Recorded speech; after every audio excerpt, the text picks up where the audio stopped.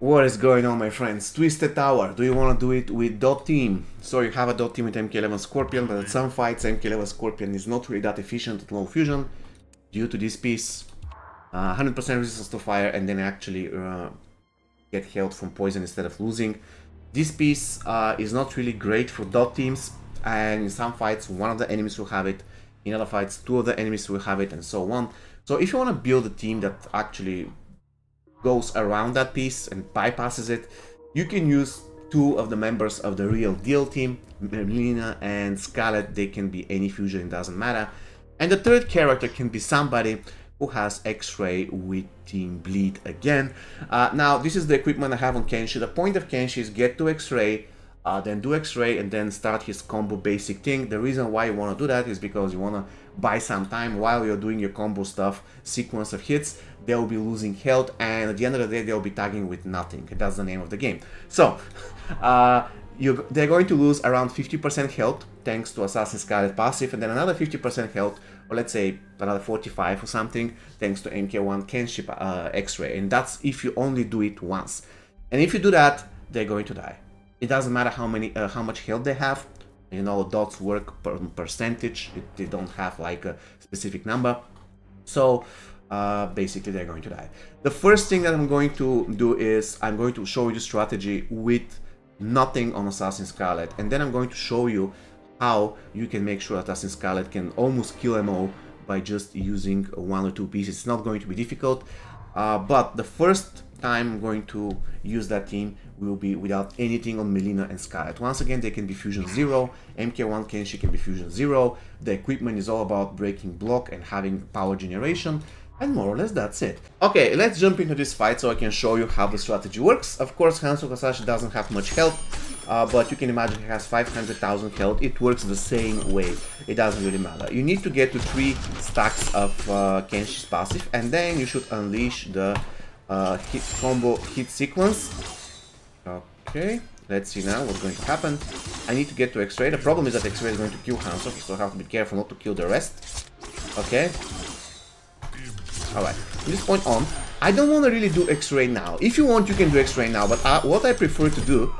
Don't kill him. Oh my god, thank you very much. What I prefer to do is to get to his passive once again, and then do the X-Ray. So I'm going to do the X-Ray right now. And then, I'm going to do this.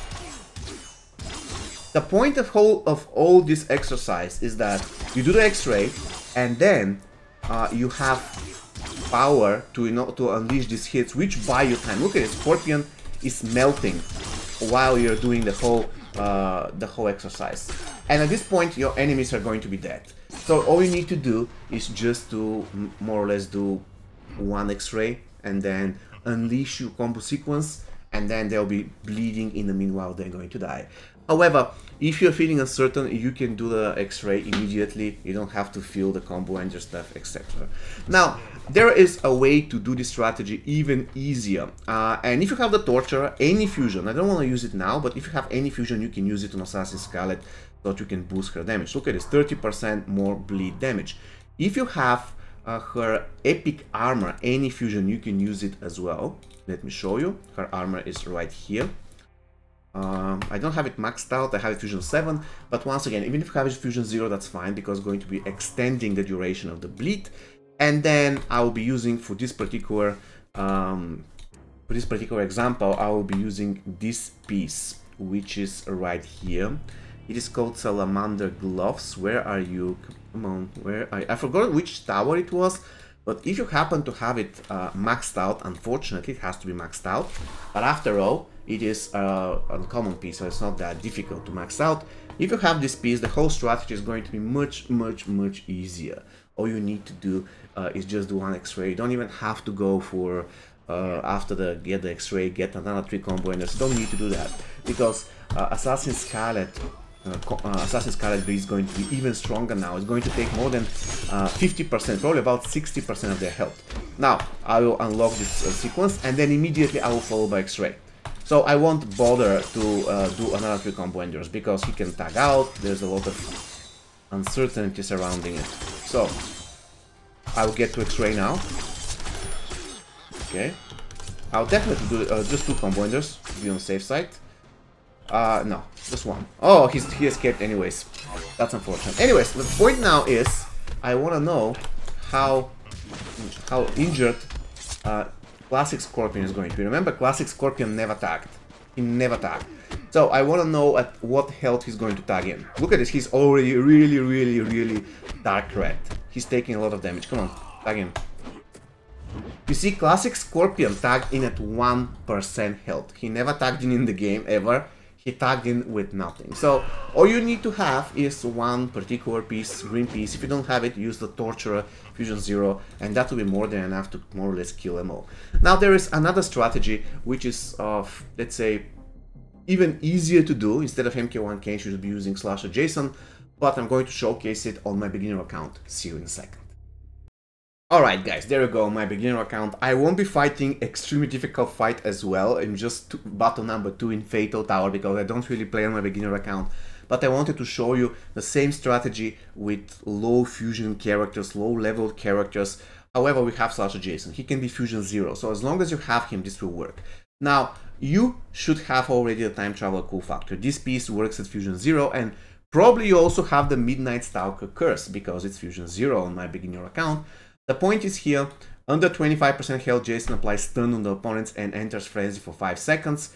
He gains invulnerability and 125% damage boost. So while he's immortal, if you're lucky enough, this thing can trigger as well. So while he's immortal, he'll be gaining power and he'll get to X-Ray. Once he gets to X-Ray, that's fine, he can kill whoever. And the point is, why I'm telling you this strategy is manually better, because Slasher Jason is a safer character than Kenshi. Even if they kill him at low fusion, that's fine, he can get back, and then the next time he tags in, the cool factor will trigger again, giving him another X-Ray in the process. So it's going to be super easy to get to X-Ray using this particular strategy. I didn't want the shield, by the way. So again, I'm just showing you the principle. So I won't be fighting. I want these guys to bring my Slasher Jason low, because once again, the dots are killing them. It's not you fighting with whatever. It is just the dots. So the fusion doesn't really matter. Okay, I became immortal. Unfortunately, I have 26% health. It doesn't matter though. He's going to kill me. Alright, that's fine. So I'm going to stand up and do X-Ray. Remember, Sector never tagged in. Sector never tagged in. So I'm going to do this. This guy goes down. I mean, I'm just going to kill him. He's annoying. Sector never tagged in, guys. Just going to kill him.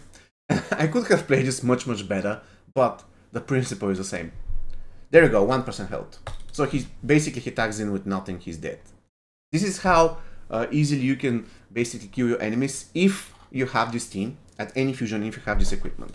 And if you're lucky, once again, if you're lucky, the Jason invulnerability, if you take, for instance, some kind of a special attack that brings you your health from 50 to 19, both things will trigger the cool factor and Jason invulnerability. And that's only if you have the cool factor at fusion 0, because you know the percent health that is required for the effect to trigger increases on every fusion. So if you have the cool factor, I don't know, let's say fusion 2 or fusion 3, they will more or less trigger almost simultaneously, and that's pretty cool.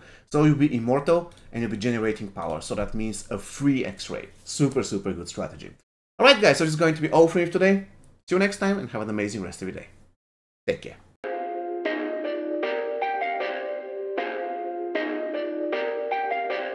Perfect.